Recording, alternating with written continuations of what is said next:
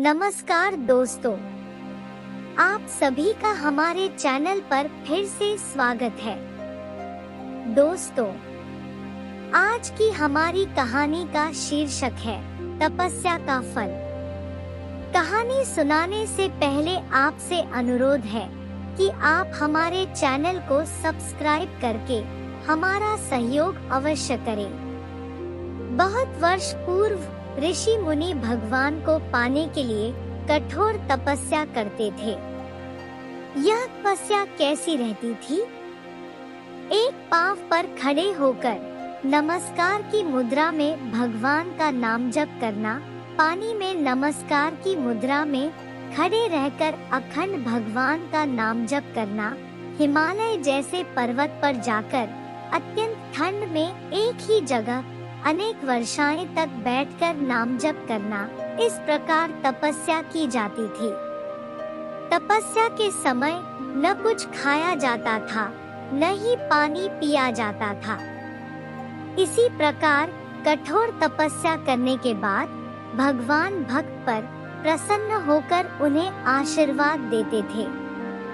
इसी प्रकार भगवान शंकर को पति के रूप में पाने के लिए माता पार्वती कठोर तपस्या कर रही थी।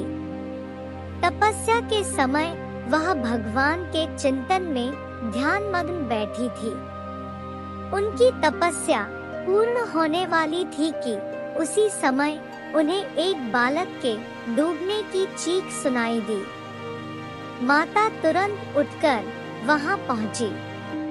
उन्होंने देखा एक मगरमच्छ बालक को पानी के अंदर खींच रहा है। वह बालक अपने प्राण बचाने के लिए प्रयास कर रहा था तथा मगरमच्छ उसे खाने का प्रयास कर रहा था। अत्यंत करुणामयी माता पार्वती को बालक पर दया आई।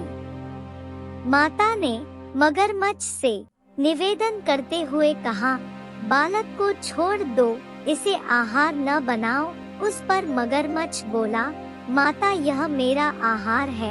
मुझे हर छठे दिन भूख मिटाने के लिए जो पहले मिलता है वह मेरा आहार होता है।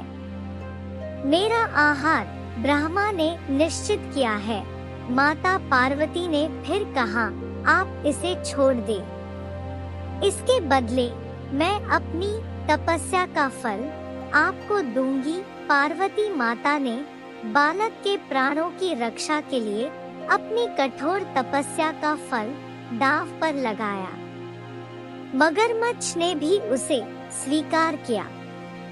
पार्वती माता ने उसी समय संकल्प किया और अपनी पूरी तपस्या का पुण्य फल उस मगरमच्छ को दे दिया। मगरमच्छ को माता के तपस्या का फल प्राप्त होने के कारण वह सूर्य के जैसे चमक उठा। उसकी बुद्धि भी शुद्ध हो गई। उसने कहा, माता आप अपना पुण्य वापस ले ले, मैं इस बालक को छोड़ दूंगा। माता ने तो वचन दिया था, इसलिए उन्होंने तपस्या का फल वापस लेने से मना कर दिया और वह बालक को गोद में लेकर ममता से दुलारने लगी। बाद में माता ने उस बालक को उसके घर सुरक्षित लौटा दिया और वे अपने स्थान पर वापस आ गई। भगवान शिवजी को प्राप्त करने हेतु उन्होंने पुनः तप करना आरंभ किया। उसी समय भगवान शिवजी माता पार्वती के सामने प्रकट हो गए। भगवान शिवजी उन्हें बोले, पार्वती अब तुम्हें तप करने की आवश्यकता नहीं है। हर प्राणी में मेरा ही वास है। तुमने उस मगरमच्छ को अपने तप का जो फल दिया वह मुझे ही प्राप्त हुआ, इसलिए तुम्हारे तप का फल अनंत गुना हो गया है। तुमने करुणा और ममता से द्रवित होकर बालक की रक्षा की, इसलिए मैं तुम पर प्रसन्न हूँ और तुम्हें अपनी पत्नी के रूप में स्वीकारता हूँ। इस कहानी से हमें शिक्षा मिलती है कि जो अन्यों के हितों की कामना करता है उस पर भगवान की असीम कृपा होती है।